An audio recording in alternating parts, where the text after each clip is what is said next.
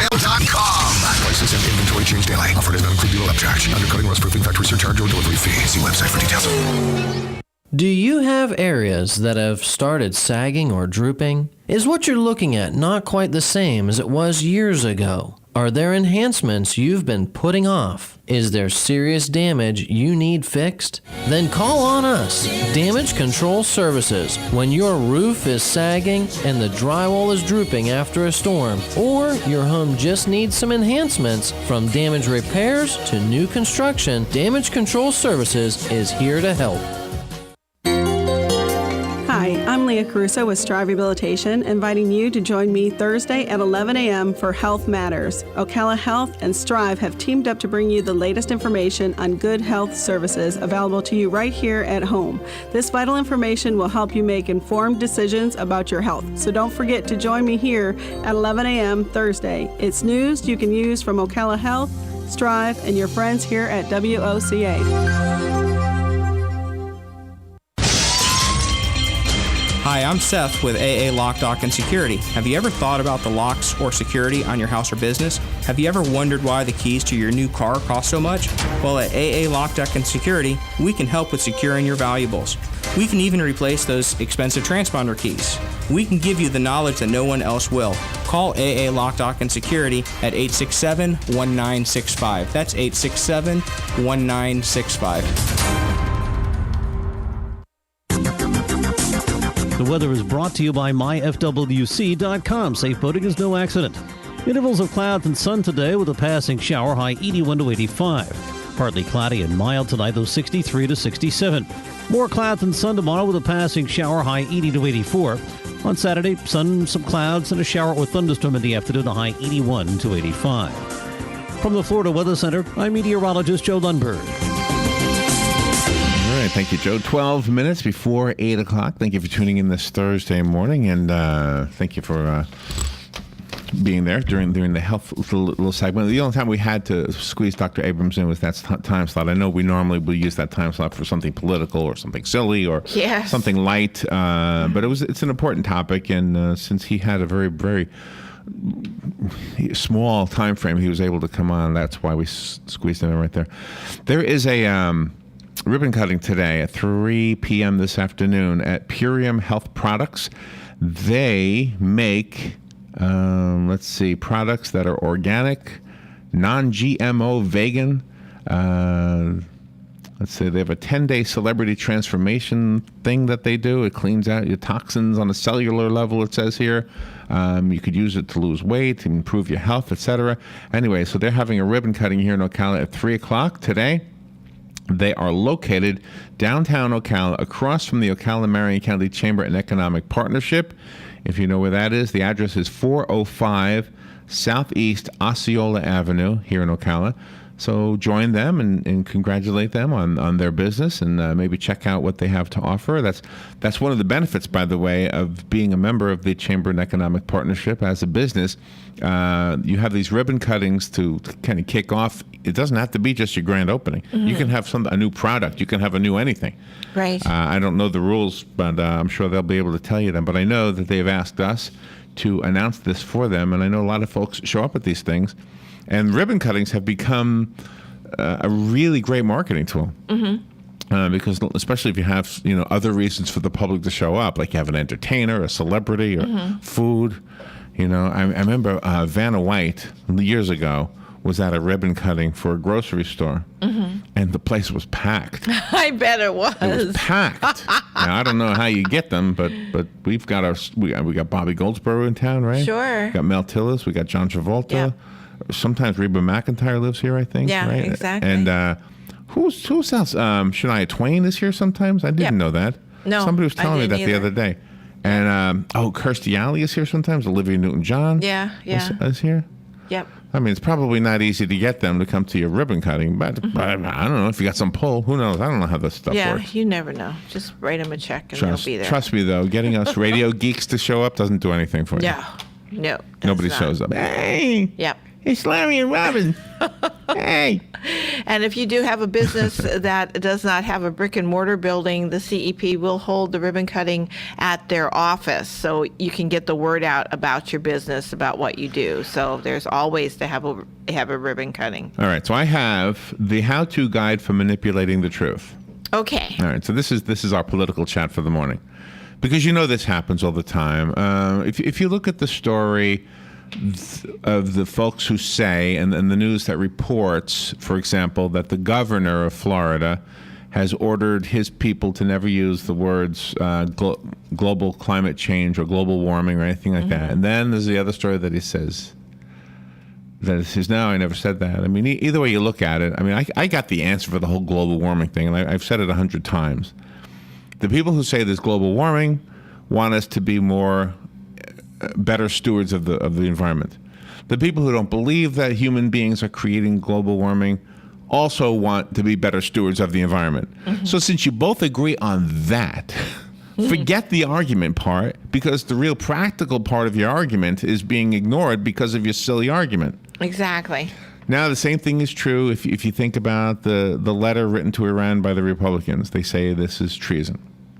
Okay? Yeah. The media likes to manipulate things. They like to leave out things. And if you want to look at the other side, the people who are picking on Hillary Clinton for the email stuff. Okay? There's things you could look at. So let's look at this a second. This is the how-to guide for manipulating the truth. I'll never be able to tell you everything that's in it. But let's just talk about some of these things. Use anecdotal evidence. This is the method where reporters use a single example as evidence. You know, this happens with the global warming thing a lot. And just to be fair, do you know what? Whenever you hear the president or anybody else saying, look, I'm not a scientist, but I know scientists, weren't we the first ones who said this? Exactly. I really think we were. Exactly. We were. But anyway, sure. But my point is that, okay, but I'm not a scientist. However, if I want to convince you that I'm right without being somebody who has actually studied something, I will give you anecdotal evidence. In statistical terms, this amounts to a sample size of 1, which equals roughly the statistical margin error of 100%. So, okay. What are for example, what are the attitudes of parents who have children fighting in Iraq? Although every parent worried about their child, did they support the war? Did they believe Saddam Hussein had to be stopped, etc.? Those were the questions back in those days. Right, exactly. So anecdotal evidence, if you find anecdotal evidence and use it, you are manipulating your readers and listeners and viewers, depending on what medium you're using. All right, another in the how-to guide of manipulating the truth. Provide only one side of a story. This happens all the time. Yeah. Most journalists seem to forget that there are two sides to every controversial issue. Remember when reporters used to be journalists who covered the facts, got as much of the facts into an article as possible? Without a slant. And without some adjective that belittles the side they don't agree with? Oh, yes. Well, that's what happens now. Yeah, it's really hard to muddle through those. Here's another example of how you can manipulate the truth. If you're in the media, you can choose only you can choose only certain stories to run or emphasize. Yes. You might want to not have the story. Let's say you don't like a candidate. You can only print. You would only print the photographs of that candidate that are unbecoming. Exactly. Right. This happens all the time. I know. Right. I know. Look when the Star banner was after Porter. Jackie Porter. Jackie Porter. Thank you. Yeah. Remember they would only print the non-flattering photographs? Yes. Remember that? Yeah, I remember. And I questioned whether they weren't photoshopped too, by the way. Yeah, it does happen. A media source shows its bias not only by how it presents its stories, but also in what stories it chooses to run. For example, CNN News is a strong advocate of banning the death penalty. So if a story arises about a perceived mistake in a death penalty case, you can bet it's a top headline on CNN. Yes, for sure. Here's a quiz that they give you. If a paroled murderer goes out and kills again, do you think it's a top headline or even mentioned at all on CNN? See? Here's another way that you can manipulate your audience if you're in the media. You can cherry pick research, and statistics. Oh, there you go. There are hundreds of thousands of newspapers, magazines, TV stations, radio stations, all collecting and reporting information. There are thousands of universities and millions of students doing research. All this doesn't even scratch the surface compared to the information transmitted on the internet. So on almost any subject, if you look hard enough, you can find virtually any research and statistics to support your views. Oh, certainly. For example, when debating whether we should allow oil drilling in the Arctic National Wildlife Reserve, you can find several studies estimating the oil there will only sustain the U.S. energy needs for a few weeks. Mm-hmm. You can also find several studies estimating the oil there will sustain the U.S. energy needs for decades. Exactly. So which study you pick to use in your reports would indicate the slant that you're putting onto the story. Mm-hmm. All right. The next tip, if you're trying to manipulate the truth for your readers and listeners and viewers, you can use biased polls or selectively reporting results. Yes. Polls open a whole new set of possible biases and manipulations. Polls can use leading questions, a small and unresponsive sample size, sloppy recording methods, and dishonest poll takers. Mm-hmm. The results can be displayed in misleading ways, and like all research, you can cherry-pick the polls to use. For example, a poll result may show 65% of the public favors an immediate withdrawal from any military action that we may be involved in. Right. And the number of people, because when they report the percentages, you could ask two people one question. One person would be on one side, the other person would be on the other side, and the answer to the poll is 50% reported this way.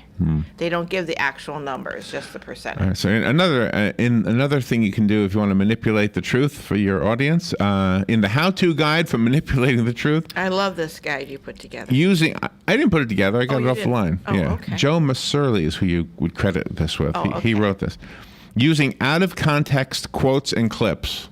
Oh, there you go. Barack Obama and most of the media has frequently mentioned John McCain's statement that American troops may be in Iraq for 100 years. Mm-hmm. That obviously means that McCain is a psychotic warmonger, doesn't it? Yes. However, that was taken out of quote. He was really out of context. I mean, he really was meaning that a small contingent of troops, similar to what we've done in Germany, South Korea, Japan, for example, is what he was envisioning. Yeah, exactly. Which was a mostly peaceful coexistence in those countries. Exactly. Here are other poor choices of evidence to be aware of. Anonymous or expert sources. There you go. A frequently used method is to say something like, an anonymous source inside the White House has confirmed that Bush changed his policy position after pressure from the oil lobby. Right. We see that a lot, right? Oh, sure we do. Or you could have remote sources with questionable credibility. That happens a lot too. Or you simply say, like a generic phrase. Yes. Sources close to the White House. Mm-hmm. Exactly. Or experts say. That's right. Experts say. That's right. Another one is controlling the timing of stories to do the maximum political damage. Control the timing of the story. It's a technique which journalists sit on a story until it can be released at a most politically opportune time. Certainly, that's... like before an election. Exactly. Anyway. Yeah, that's a complete article that you can find online. It's written by Joe Masurley, Messerli. It is easier to believe a lie that one has heard 1,000 times than to believe a fact that one has never heard before. Robert S. Lynn said that. We'll be right back. This is WOCA, Ocala, Gainesville, The Villages, 1370 AM, 96.3 FM, The Source. Fox News Radio. I'm Chris Foster. 2 police officers shot in Ferguson, Missouri during protests outside the police station. One in the face, one in the shoulder, with both expected to survive, and a manhunt on for the shooter. Freelance journalist Bradley Rayford was there and tells Fox the protest was winding down. I don't believe anyone was trying to aim it at one particular officer as a whole. I think it's